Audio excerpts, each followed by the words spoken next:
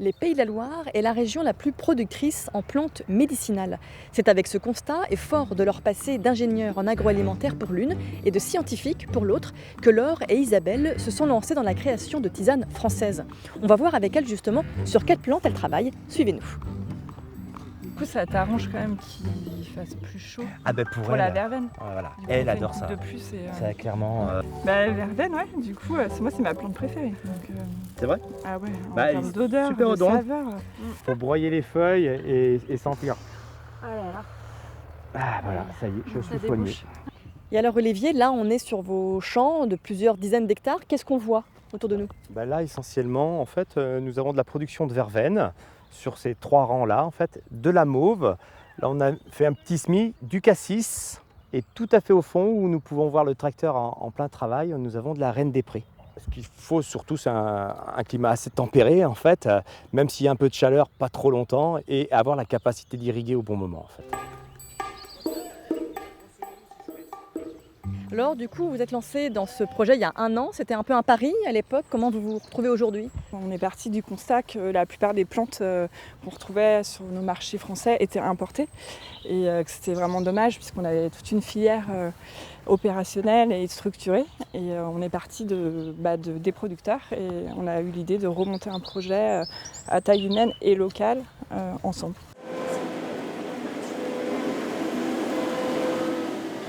Et tu sèches à quelle température là? C'est température douce Ouais, tout à fait. Basse température, 35 degrés, température qu'on peut retrouver dans la nature, surtout pour ne pas altérer les huiles essentielles en fait.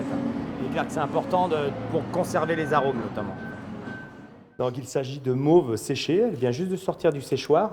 Ensuite, la prochaine étape, c'est tout simplement d'enlever la tige et séparer les fleurs et les feuilles en fait. On trie ça pour pouvoir vous proposer ce type de produit, une fois coupé et haute, pour aller dans l'infusion Bioem.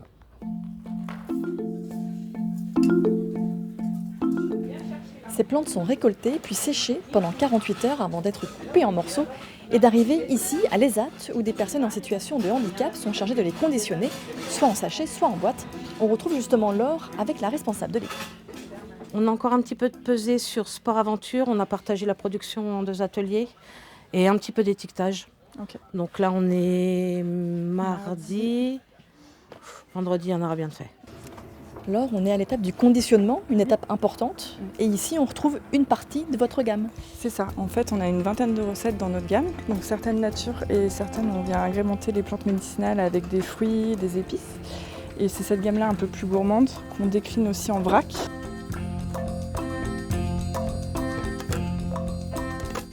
Et nous voici enfin au bout de la chaîne de production à l'atelier Bioem de Laure et Isabelle, une entreprise créée il y a 1 an seulement. C'est ici que les commandes en ligne sont traitées, l'accueil du public aussi pour des sorties botaniques par exemple.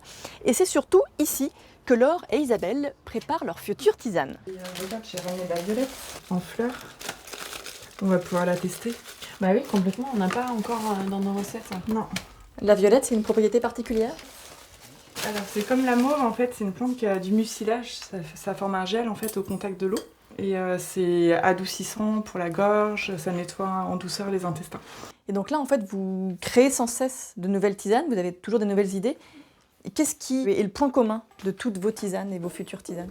C'est un sacré challenge en fait de travailler à la fois l'équilibre en fait au niveau des propriétés des plantes et en plus le goût, les couleurs, les odeurs. C'est quand même un travail qui nous prend au moins 6 mois pour créer une recette. D'accord. Là, vous êtes au début de l'entreprise, au début du projet finalement.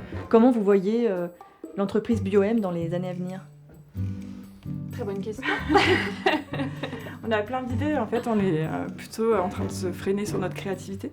Et là l'idée c'est de structurer. Structuré et puis aussi de faire connaître Bioem, de faire connaître notre mission et que tout le monde ait cette sensibilité, le plus possible aux plantes et comment on fait une bonne infusion.